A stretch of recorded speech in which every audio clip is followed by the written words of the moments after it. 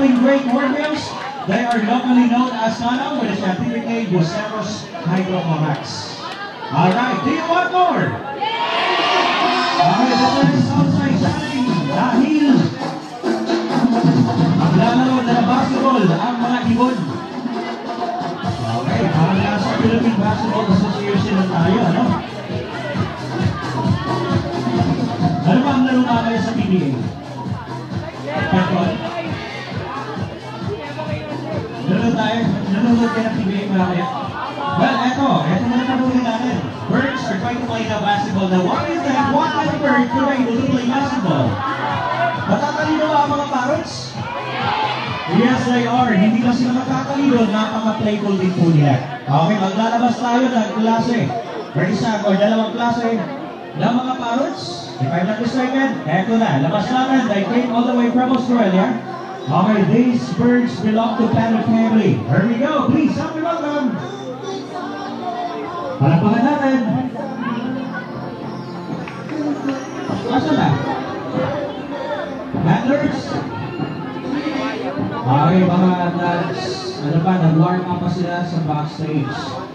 Okay, dalawa po sila ha. Pagalingan, kapihan po tayo. This time, I have to divide you into two groups. Okay.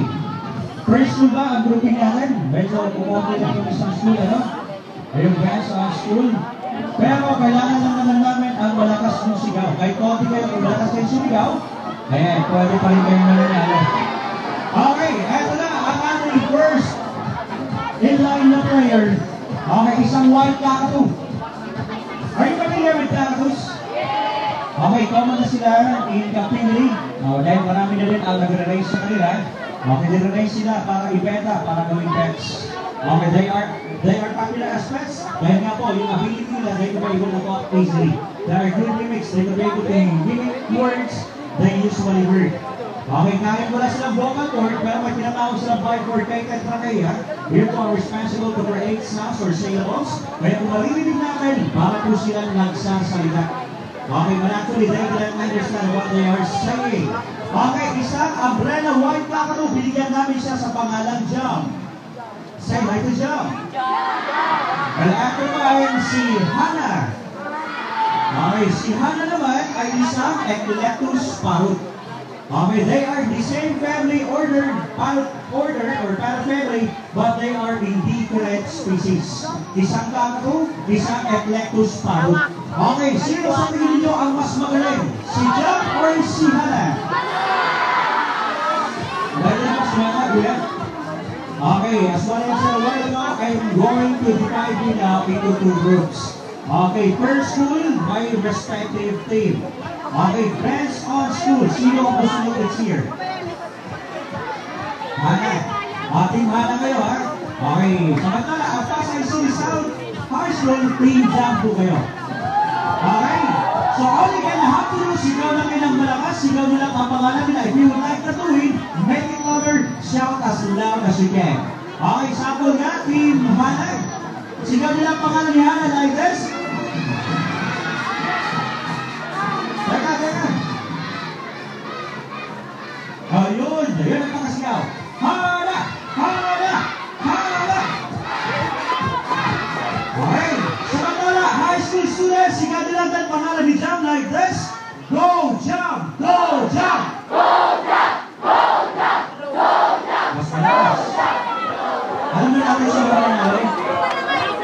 Okay, mas malakas mananalo ha? Okay, if you would like that to win, shout as loud as you can. Here we go. Let's get ready. Our game starts now.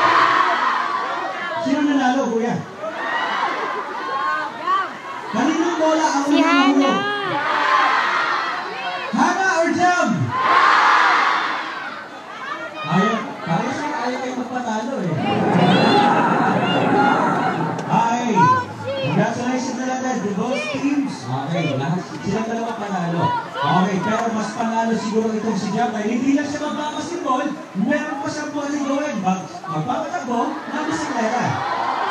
Dahil na mag-test na. It's a ready to remind of the sports camp. Everybody join the club here. And we're at. Ready on. At the Pilipinas, ready.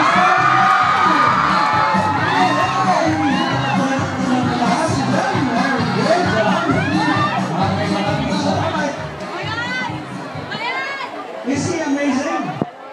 Yes, he is. Hindi lang bisikleta ang kaya nilang patakbuhin. Kaya nilang patakbuhin ang isang score.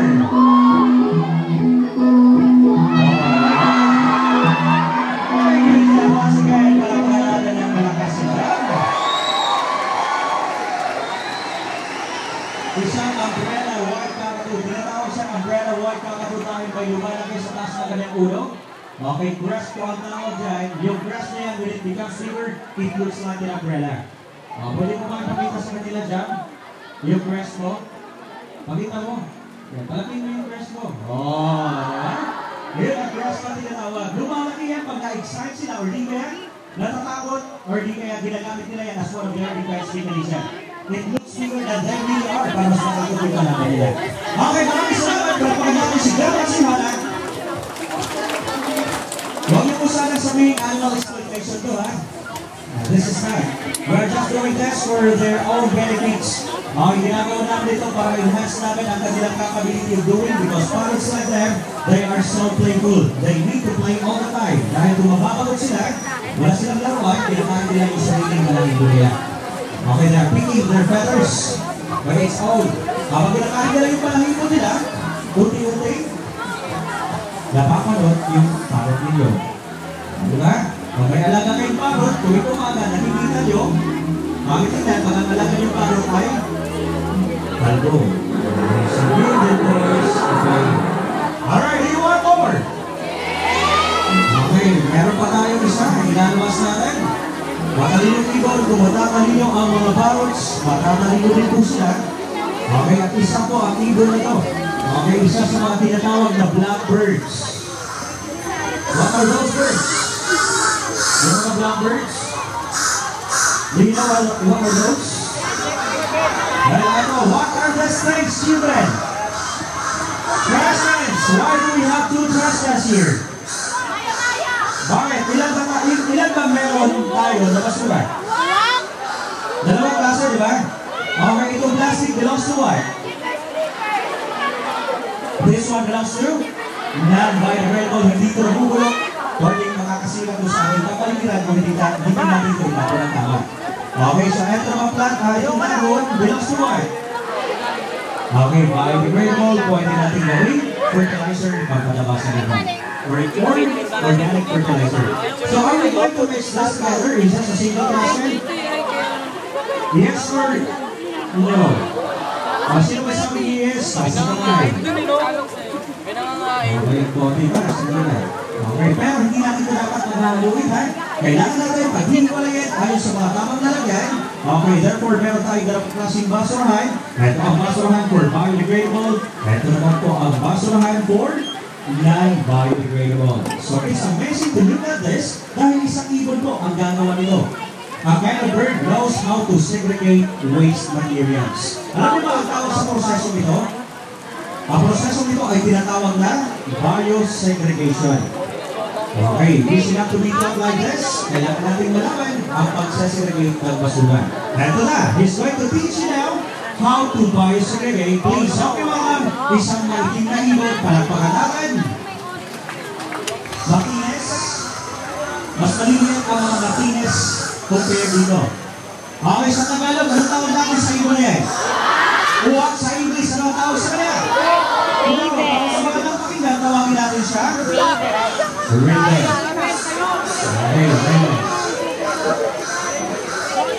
Okay, isang Raven, matalinong ibon. Okay, kaya niyang gumamit ang tools para maghanap ng pagkain. At ang mga Ravens namin po, kayang magbilang ng numbers. Alam niyo ba kung ilang numbers kaya nilang bilangin? 1 to 4. They able to have numbers 1, 2, 3, 4. Hanggang 4 na. Mas matalino kayo sa mga uwak. Okay, you can count more than 4 numbers. Anyway, eto ang gagawin ni Noah. Magbabasura siya. Okay, pupulutin niya itong mga basurang to, ilalagay sa mga tamang lalagyan. Again, this is for biodegradable. Yung mga tuyong galon dapat dito ilagay. Ito naman ang para sa non-biodegradable. Ang mga plastics dapat dito ilagay ng uwak. Ako ang na yung pinangalanan ko namin Noah. Tinago namin yung pangalan niya, doon na sa pangalan niya Noah based on the Bible. Ito na, please watch it. Noah the Raven. Okay, first speed. Dito non-biodegradable container. Again, non-biodegradable. Wala ba tayong palakpak dyan? Wala pa kayo ba natin si Noah?